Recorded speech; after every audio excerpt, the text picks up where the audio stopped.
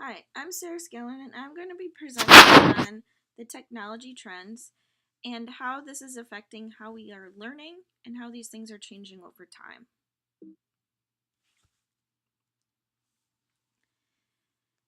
We're looking at technology, we're looking at both traditional learners and those growing up in the digital age. Some of the topics that we're going to look at with focusing on these two different areas is mobile learning, social networking, personal learning networks, augmented reality, virtual reality, gamification, and big data analytics. We'll look at views from both sides in regards to some of those topics. What exactly is traditional learning? Traditional learning is explained as when learning takes place in the classroom where it's going to be more centered on the teacher. There's also going to be limitations in that you only have those resources that are in the classroom that can be used for the learning. Furthermore, you will have learning that will be more passive for many students because it's going to be lecture based where students are listening to the information and not fully interacting with it. On the other hand, when we look at digital age learning, studies have shown that we have entered the digital age with learning and a lot is changing. Those biggest changes include where we're learning, what we can learn, and how we will learn through Collins and Halverson in 2018. Whether it be an iPad, phone, computer, or other device, so many more resources are available at any time to anyone. You can take away limitations. With internet access, you can look up anything and get access to information that can only be or used to only be found in books or explained by a specialist. The ease of instant access is really liked by many. When we look at traditional views of learning in regards to some of the topics, what you can see from this picture is that the student has lost what to do because there isn't a smartboard in front of them but a basic chalkboard. Students of today have lost a sense on how to interact with the world outside of those digital devices. I predict that there will be less family connections due to this free time being spent on devices as opposed to interacting. Small talk and getting to know new people throughout the day is decreasing because everyone is attached to devices. I can stay connected to more people, however, I don't have as deep and meaningful conversations with them through social networks. It is, however, helped me to connect with more individuals that learn what I am interested in to increase my PLN.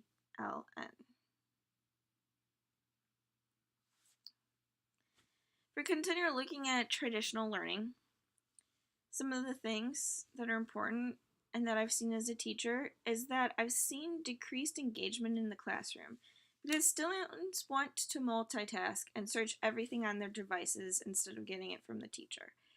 Found if there's not enough interaction, they're going to quickly lose interest.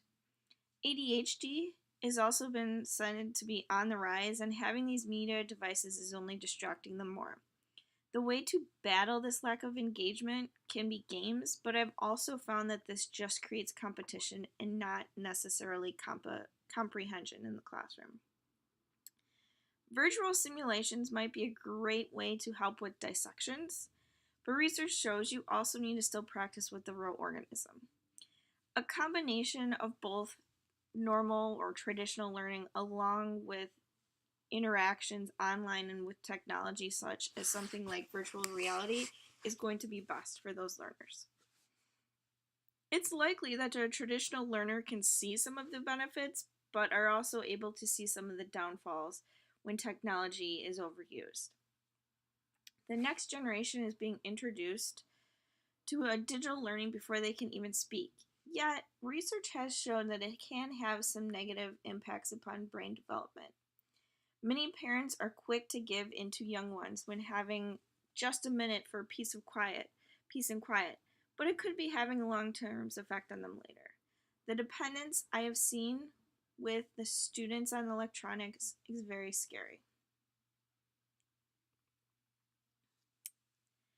We now focus on looking at the views from a digital age learner and these different topics, we know for a fact technology isn't going to go anywhere. Many of the students now growing up, the only thing they actually know is technology. They don't know any other type of learning. For many, it can actually help with social interactions because it is creating an increase of your professional or your personal learning networks and providing various social networks to connect with those with similar interests of those of your own. With computers in my classroom, I can have all students respond instead of just one, which is very beneficial as opposed to one hand up at a time and one student responding at a time. You also have an extension of learning beyond the classroom doors. Furthermore, simulations can take students to new places they may never visit, and mobile devices makes it easy for them to learn anytime or at any place of their choosing. In general, there are just so many new ways to interact with information to make it fun, and it provides really options for all types of learners.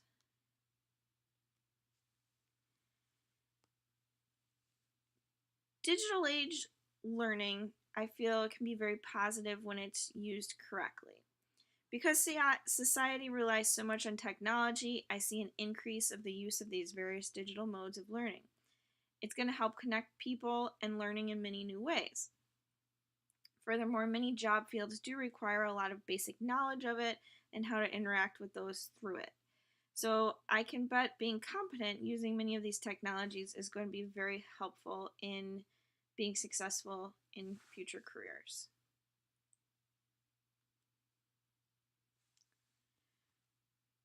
So we have this issue that, we have these two different types of learners. How do we bring them together? And you're going to get these different types of learners really depending on when were they originally introduced to technology, and that may create that gap between them. It's also going to depend on the amount of access available. So maybe they're of the same age, but one student lived in a rural area where they didn't have technology available, so they're going to be a very different type of learner than someone who had access 24/7. Furthermore, it's going to be difficult to get rid of this separation, but it is possible to unite them. As with anything, learning is going to take time. Technology has the ability to bring these groups together. Perhaps the younger generations will also be able to help build the older generation's confidence in using technology. I see this all the time with younger students helping their parents or even their grandparents, use mobile devices or try to interact or like logging onto Facebook. So actually having the younger ones start to be the teachers per se is actually one way we can unite these generations together. In being a teacher, when we're looking at these two different types of learners, you have to understand that even though some of these students have been brought up with technology, not all of them have had access to it. So we have to take into account that they are not all at the same level technology-wise. I was also brought up in the kind of in-between period, so I get to see both of the views and I see positive and negatives for both types of learners. Bridging that gap and bringing them together requires us to unite those two groups. This may mean having various resources available to be comfortable for each diverse learner. For example, I still prefer taking notes on paper, but many students are now happy to take notes on a tablet. Either way may work, but we do need to make sure we can differentiate for all students. The best way to continue to make sure that we are headed in the right direction is to collect a lot of data on learners' preferences, looking at both traditional and digital age learners, and that is going to help the instructional designers find the best ways to create these classes. Technology also has this huge benefit in the fact that it can allow us to differentiate the learner. So even if we have these different types of learners, we're going to be able to create things through technology that will be appropriate for all learning types. All in all, if we summarize kind of what we're looking at, what we see is that technology really is changing how we are learning. And it's a unique time because we have these learners who never grew up with technology, and then we have those who grew up with technology, and trying to find the best way to incorporate those who didn't have the technology and those with the technology is quite a struggle. I see personally the best way for students and education to proceed is to do some blending between using technology but also keeping some of the main components of traditional learning and really looking at research that we found and really what is most beneficial to these students. An educator's really best tool is to stay up to date with current research and just use those data learning analytics to make the best decisions upon moving forward.